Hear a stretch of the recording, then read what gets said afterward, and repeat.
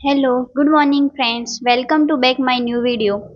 How to improve spoken English 5 tips. The first tip is read conversation loudly. Read one conversation 10 times loudly. Read one or two conversation every day.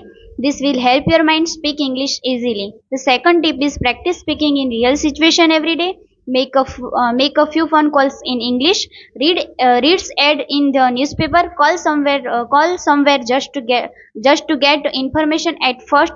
Write sentence your paper on paper and remember them.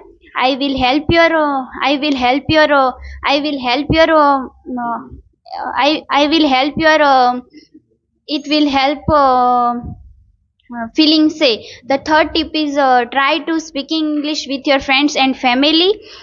If you cannot speak a lot, just say a few sentence in English. This will you make more confident. The fourth tip is write a short paragraph on any topic. Practice the same paragraph at least 10 times. Read it loudly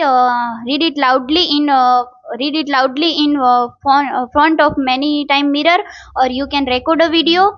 This will help you tongue get turning to English. The last tip is write a 10 question every day.